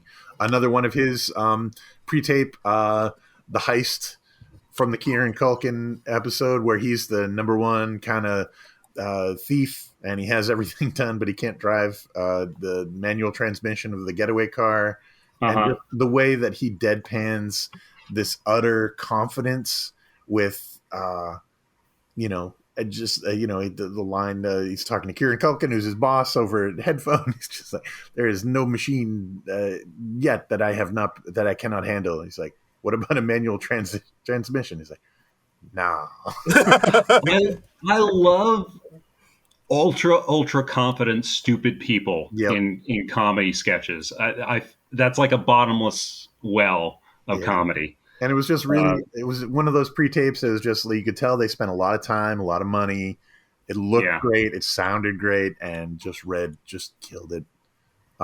If I got one more, I don't know, geez. Why not?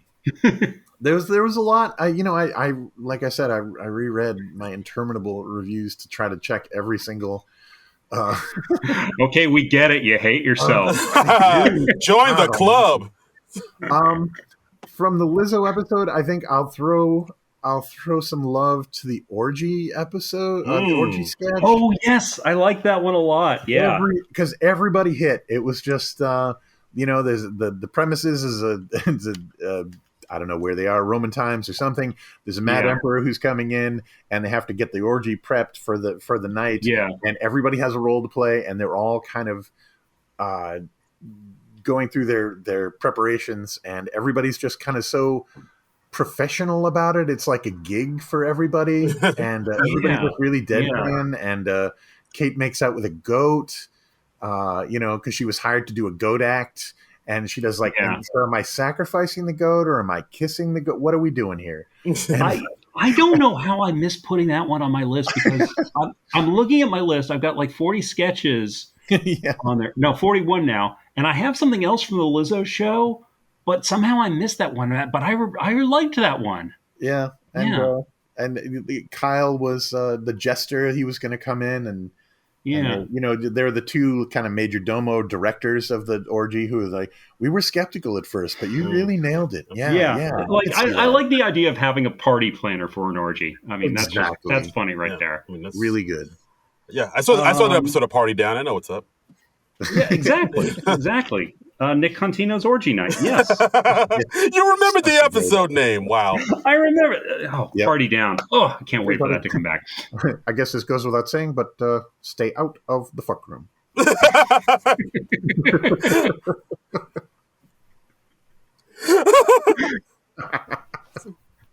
You nailed that voice, man. I love Tom Lennon so much. Everything he does, he's perfect. He's beautiful. He's a beautiful human being. I don't think I've ever heard somebody do a Tom Lennon before. Oh, now you have. Yeah, he's the reason that story checks out is in my repertoire of recurring phrases. If it's from an episode of Reno 911 where he just like, yep, story checks out. And yeah. All right. So let me see. One that I very nearly put in is from the Simu Liu. I keep mispronouncing his name. Republican or Not. Game show sketch where they're trying to figure out where people come on and give vague statements and the contestants try to figure out if they are Republican or not. And it's just sort of that, because we're in such a fractured political environment, everyone's sort of playing that, doing that dance of, ooh, how much do I agree with this person? How much do I want to get to know this person? Do they believe something that is personally heinous to me and offensive to me? And like, so somebody comes up and he's like, well, I hate cops. And they're like, well, why though? Right. And then they show like the cops he hates and then the cops at January 6th. Yeah. Right. And it was Simu as a contestant and Ego Nwadum was the other contestant. And I think that was everything. I believe was Bowen in there somewhere? I feel like Bowen was in there. I'd have to go back. I don't believe so. I rewatched this one not a week ago, and it's kind of gone out of my head. Yeah, that's a really good pick. I remember the one of the ones. I think Heidi Gardner comes out or Chloe Fineman. Yeah, says, "I really love Dave Chappelle," and Ego is like, "From when?" Yeah, exactly. I mean, just the things they thought of and the questions that they had, that was pretty great. That could have been a very hack sketch, but it really worked well. Got to give a shout out to the Please Don't Destroy guys. I think the only reason that I haven't really called out specific sketches of theirs is because they were pretty consistently hitting on the show. And by the end of the season, it was kind of a disappointment if you didn't see a Please Don't Destroy pre-tape on the show.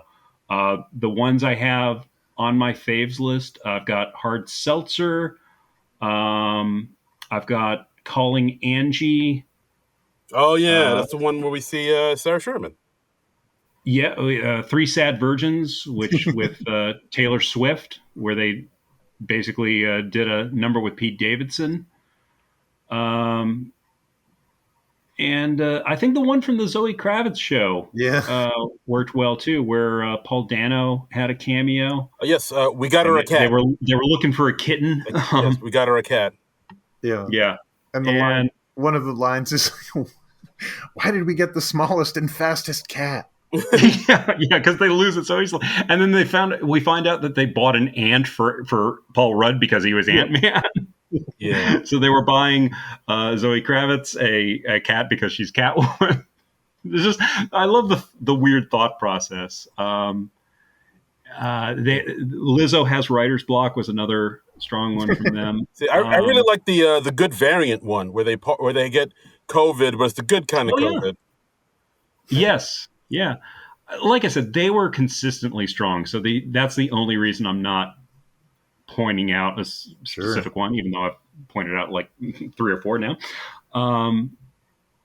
A really strong sketch late in the season with Chloe Fineman was The Understudy, where she's basically imitating every other woman on the show. Oh, yeah. I think that was a good one. That had a cameo from Elizabeth Olsen. I forget which episode that was on. Benedict Cumberbatch, because they did a joke about the multiverse. Oh, that's right. That's why they were bringing Elizabeth Olsen on, because they're both in the Doctor Strange and the Multiverse of Madness. Ooh. So that was good. Sarah Sherman, Chucky. Yeah, that one came out of nowhere.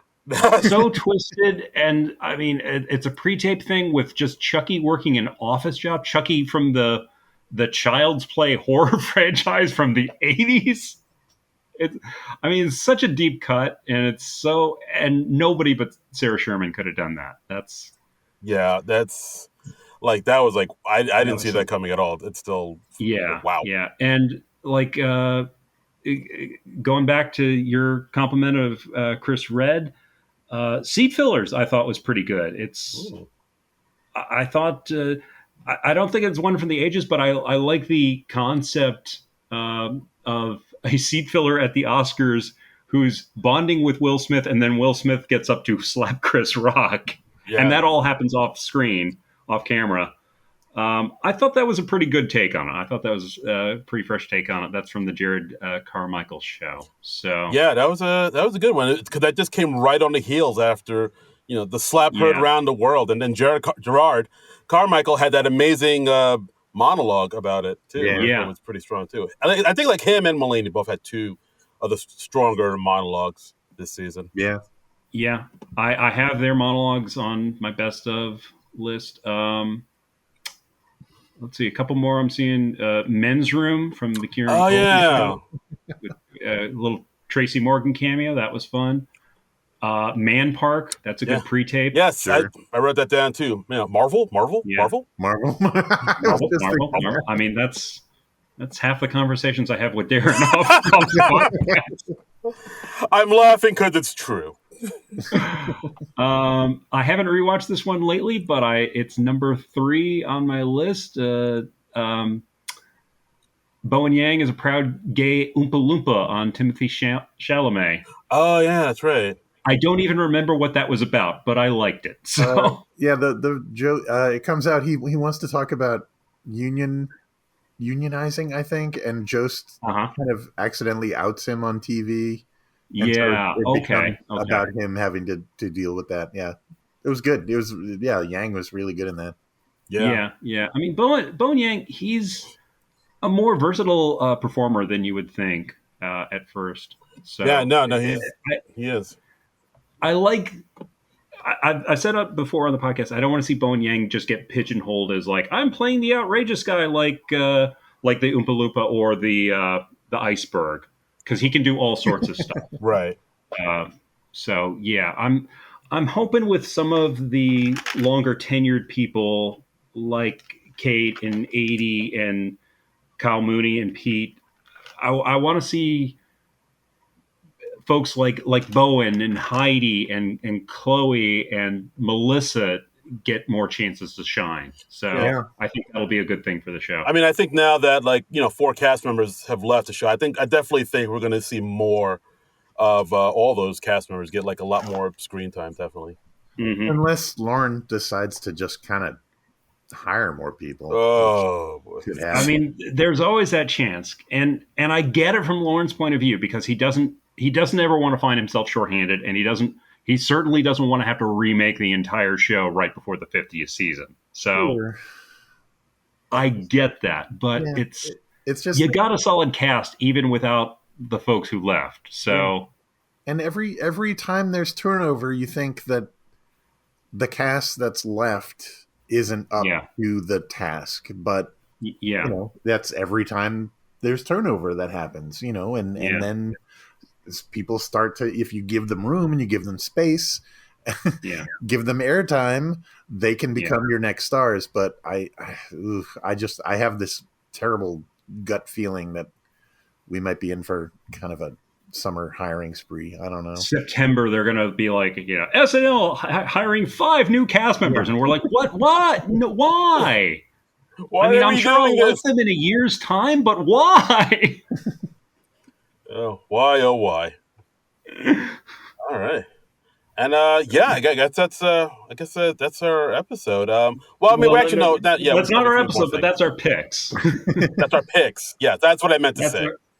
That's our picks. So we still have one thing, and I've already promised this on Twitter, so we have to do this. It's a thing I've done in our wrap-up shows for the last couple years, where I look at the Wikipedia pages of the various cast members, and I decide who has the best and or most improved Wikipedia profile picture.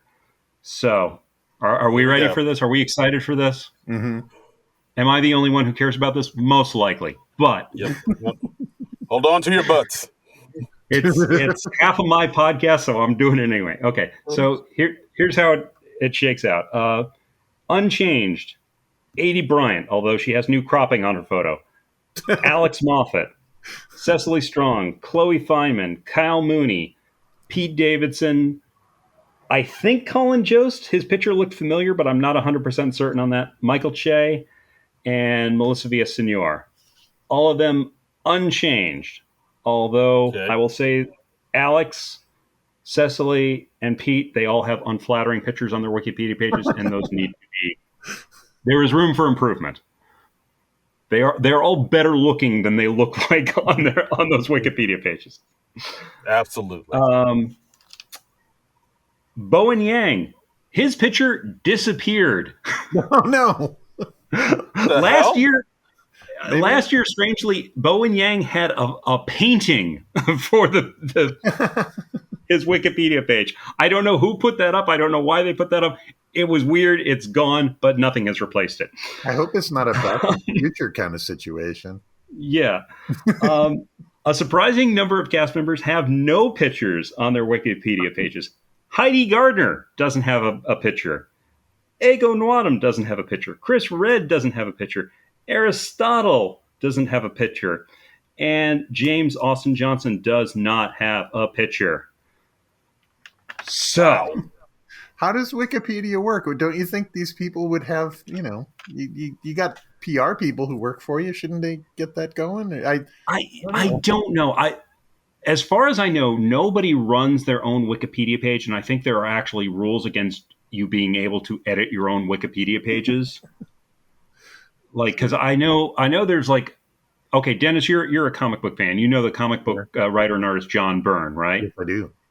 Yeah. So I know that he went on his Wikipedia page and he tried to edit it down to almost nothing because he thought that half the stuff in there was inaccurate. Yeah. And then Wikipedia put it all back because that's against their rules. So Wikipedia, I mean, anyone can edit except the people that the page is about, which is, I kind of see it, but it's still weird. So we have a few people who have changed their pictures, or because they were new cast members, we're seeing their pictures for the first time. Last year, our winner for most improved Wikipedia picture was Mr. Mikey Day.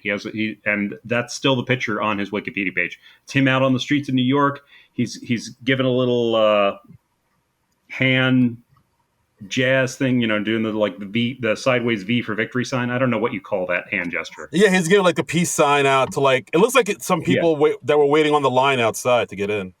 It could be. It could be when it was taken by somebody in the standby line. I don't know. And he's pulling his mask down and he's got a cool expression. We actually tweeted about this last year, mock congratulating him. And he was nice enough to respond to the tweet and said, "Thank you. It's only downhill from here." So we're hoping to get a repeat of that this season. So Mikey, since your Wikipedia profile pic is unchanged, you are not eligible this year. So who do we have? We have Punky Johnson, who on her Wikipedia page, kind of taking a page out of Mikey Day's playbook, masked up, and doing the little sideways V for victory sign. It's a picture from some event in 2021. So paying an homage to Mikey Day. Paying an homage. I don't know if it's a strategy. What is she doing? But we can't really see her face, so I'm going to throw that one out. Andrew Dismukes also maxed up in his profile picture. He's given a nice wave. He looks like a nice young man, and it looks like it was taken around the same time as Punky's picture because the same building is in the background. So it's a nice picture of him. That's a contender, and it replaced what he previously had, a mirror selfie. I think. Oh, very nice. I didn't save that picture, but that's what I said last year on the podcast. So I'm going to just take that as an improvement. Okay. Kenan Thompson used to have a photo of him in a tux. I think taken at some awards ceremony. Yeah. He was looking nice expression on his face. Now it's something I'm guessing from the NBC upfronts or something like that. Not the most flattering picture in the world. I'm going to rate that as a downgrade. Oh dear. Yeah, it's from some NBC event from 2019. Yeah, so it's just not the most flattering picture because he's like mid sentence, and you Okay. can look goofy when somebody takes a picture of you mid sentence. Got it. Um, and who else? Sarah Sherman, who wasn't eligible last year because she was not a cast member yet. Uh, her Wikipedia profile picture is lovely. It is a Oh. delight. I'm guessing it's like a headshot. I don't Oh, know flat. how new it was, but yeah, it's very nice. It's not as quirky as you might think, but it's a picture of her from 2021. Right. Yeah, she looks very nice. Coming in She strong. looks very nice. I can't really say most improved because I don't know what her Wikipedia page looked like last year. I'm guessing not the same. Okay. Fair And enough. so, okay, I think that runs through everybody. And so I'm going to give the most improved Wikipedia picture to departing cast member Kate McKinnon. Ba All ba right. da ba ba ba ba. Yeah, Kate McKinnon. Last year or the year before, she had a photo. It was fine. It was fine. Okay. It was not wonderful. Her new picture is nice. It's got a nice personality. It's from 2018. It looks like she's on a press junket or perhaps on some sort of talk show appearance. But I'm it's looking nice. at it. I'm looking at it I now. It think looks in the background. There may be a sign for that movie she did, like The Spy Who Dumped Me or something I like think that. you're right. I think Okay, that may be yeah. it. It looks like a who Ah. and a D and an M behind her head. So I bet you're right. The spy who dumped me. Wow. Uh, Wow. who was in Very that with nice. her? Was it I Mila can't remember. Kunis. Mila Kunis? Yep. Mila Kunis. Okay, so yeah, it's very nice. Very very nice natural smile. So I'm giving it to Kate. Kate has the most improved SNL Wikipedia profile picture Man, of one more award on 2022. the She way is the out the person to door. beat next year. Yeah. Yay! So that's. I mean, Wow. who Well, knows if well she's going done. to win an Emmy for her last season, but she's already won this. Yep. And Right. an Emmy's This is anticlimactic at this point. yeah. It's all downhill from here. So, all right. So, um, congratulations to Kate. Mikey will be delivering the official SNL Nerds Most Improved Wikipedia profile picture sash over to your apartment. We couldn't afford more than one, but Yeah. He'll so get it We to you. gotta yeah, yeah. We gotta recycle yeah, it. So like hopefully Micah will wash it and then give it to you, Kate. Oh yeah, Congratulations. exactly. yeah. Please Because dry clean that. and next year Yeah. we're hoping to have a tiara. We're It's having on trouble with our layaway. tiara guy. It's a whole thing. I don't want to get into it, but enjoy your reign until 2023, Kate McKinnon. Absolutely. So And wow.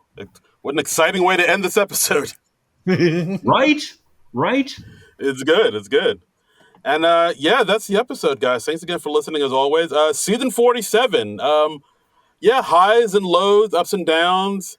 Wasn't a perfect season, but I think there was more good in it than stuff I thought just didn't work or downright hated. Like Yeah. I think like we're on a good trajectory now. It's like I said before. Now that we've gotten rid of some cast members have left, I think we're going to see a lot more Heidi. I think we're going to see a lot more Ego. I think we're Mhm. gonna, and now that Please Don't Destroy has kind of established themselves as like kind of a writing force to be reckoned with, and Dismuke has established himself, and James Austin Johnson and Sarah Sherman. I think we're going to see more of them. I definitely think we're gonna. I think the next season is definitely going to feel like have like a different tone, and it's going to be a different. We're going to go in like a different direction, have like a little bit more of a different shift than the seasons past. I think we're on the right course.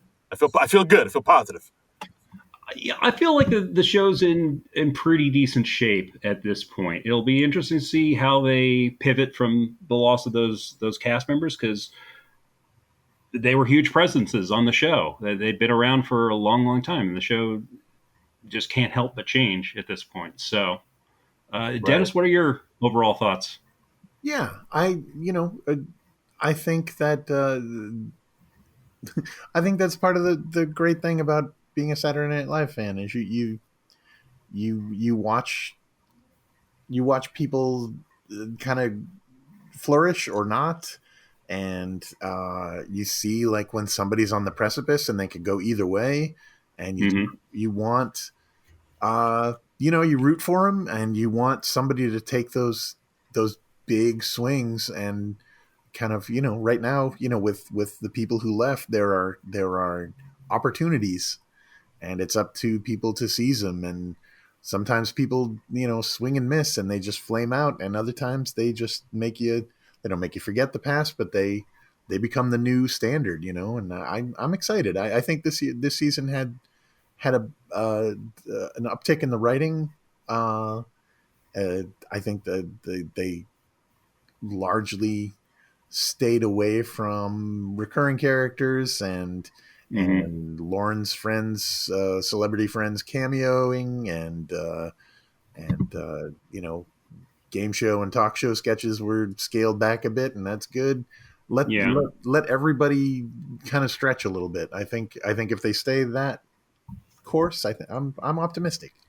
Yeah. I feel like the monologues really improved this season. I really, the work they did there really paid off. I think we got some fresh new voices with Please Don't Destroy and Sarah Sherman and Andrew Dismukes continuing on his path. Um, I'd like to see them get some stronger cold opens.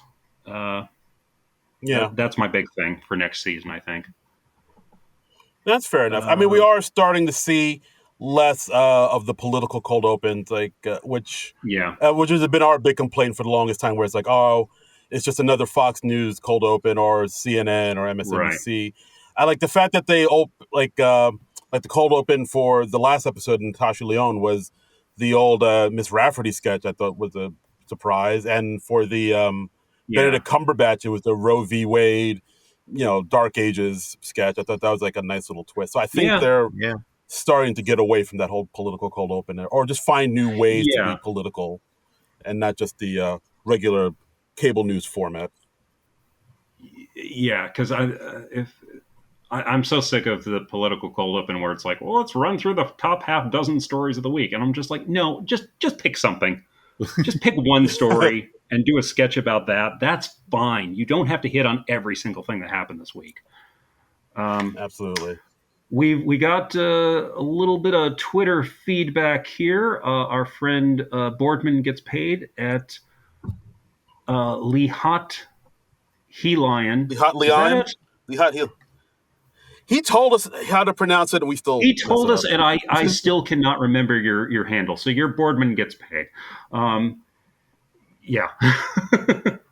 But Okay. he's our friend. He's a regular commenter on the Twitter sphere, and he says hello from Earth 616. Oh, so he's writing for the Marvel Universe. Um, Mm. my favorite sketch was Orchestra with Lizzo. Favorite episode was Benedict Cumberbatch. Oscar Isaac ones. My rookie of the year is Sarah Slightly, or the COK cameo of the year is Freddie Gibbs. And then he puts in parentheses, if you know, you know. I know. I'm not sure if I know. I don't know. Freddie Gibbs. He's a rapper. He was in a Okay. sketch that got cut for time in one of the pre-tapes. I think it was supposed to Ah, be. okay. Deep Yeah, cut. yeah. Okay. But Well, yeah, this has been it's a deep another cut. installment in this podcast recurring sketch. Darren explains black culture to John. So hope you enjoyed that. You're welcome, Um, America. you're welcome. I learned a little something. I'll probably forget it soon, but right That's now I'm fine. slightly more knowledgeable. So Boardman gets paid continues. He says, my most improved is Andrew Dismukes. Uh, my was really good this year, but low key at the same time was Heidi. And my MVP for this season is 80 Bryant. I feel like every sketch she was in, and she didn't cheat us. she was giving her effort every time, and then gives a little peace sign. So, all Yeah, right. Well, thank you for sharing that with us. fair enough. Maybe that's a good question to close out on. Who's your MVP of the season? Ooh.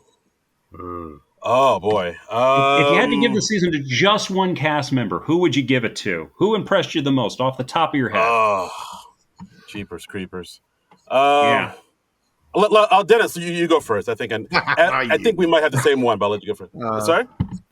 You bastard. Actually, no. So, I can go. I can go if you need some time. I have one right off the rip. It's the okay. one that you, Dennis, mentioned. Yeah, Chris Redd. Like I think we've definitely seen an uptick of him in sketches. He's been in, just doing his thing more and more, like either in the background or in the front. I think, Dennis really kind of opened my eyes. Like, oh yeah, Chris Redd is really getting better and really stronger at this, and he's really like anchoring a lot of sketches. Like I'd give it to him. I'd give him his flowers. Chris Redd is solid. He was there too. Yes, he was. I'm gonna go with you. Yeah, I'd say Redd. I'd say 80 is a close second, but I'd say Redd. Yeah. Fair enough. I'm tempted to make it a clean sweep for Chris Redd. I mean, you could also say Cecily, but she's always solid. I'm tempted to give it to Cecily for Goober the Clown alone. And, I've mentioned this a couple weeks ago. She always kills when she's narrating like a fake commercial or something like that. Mm-hmm. That is going to leave such a void whenever she leaves.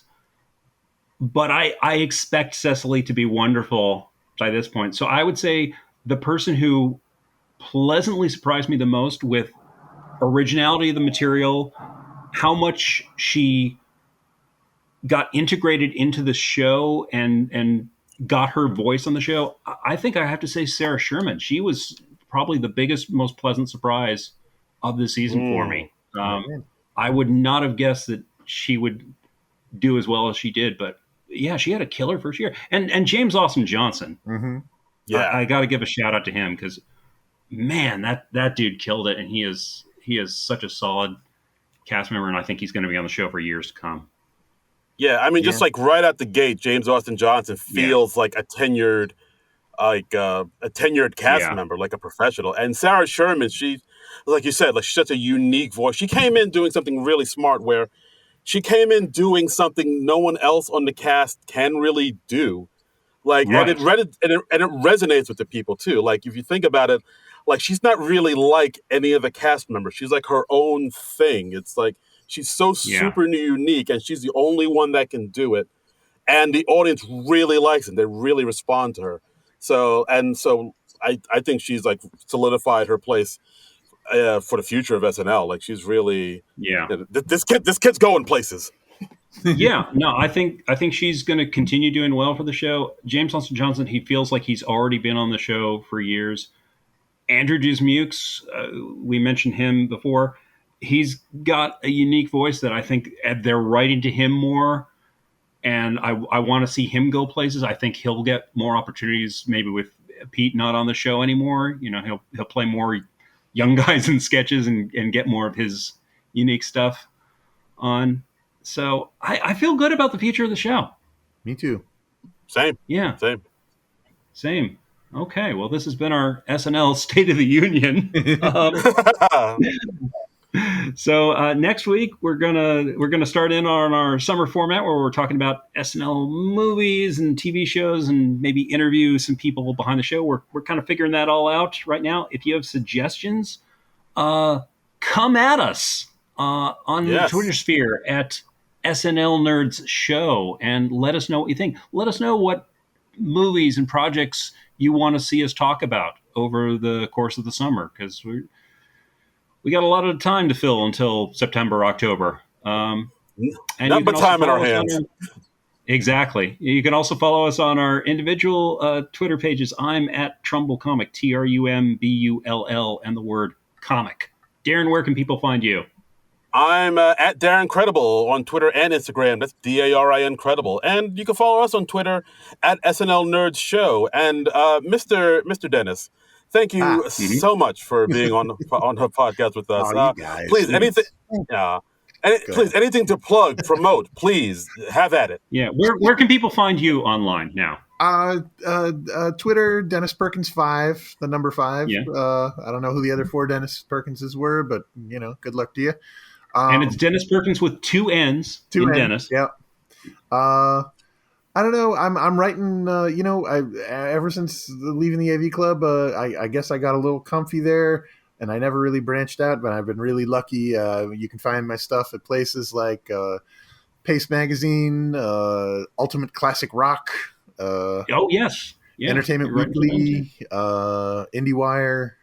I just had a piece go up. I had the greatest, most surreal interview of my life. I got to talk to Joel Hodgson from Mystery Science Theater for a piece. Awesome! He's for IndieWire. I'm quite happy about. So, and in case you were wondering, he's a delight. That's awesome. I'm That's out there. great. I'm pitching. I'm hustling. I'm writing about all kinds of weird stuff. All right. Well, yeah. So check out all of Dennis's goings on Twitter at Dennis with 2 N's, Dennis Perkins 5, and look at you. You got a nice follower count there, sir. I just clicked on your page and I saw that. And I was like, look at that. 10.8K followers. Well. Wow. Well, I mean, you are going to get the SNL Nerds bump because you are going to get a bump from our, what is it now? 433 followers, I think. Awesome. We had a little Twitter mishap this year. Yeah, but we're coming back bigger and better and stronger, baby. Yeah. Don't try to enter in a birth date if the page is not a person. That's all I'll say. It doesn't end well for you. Live and learn. Live and learn. It's a rebuilding year. All right, so we will be back with our summer format where we cover a fun SNL movie that we haven't decided on yet. But until then, nerds out!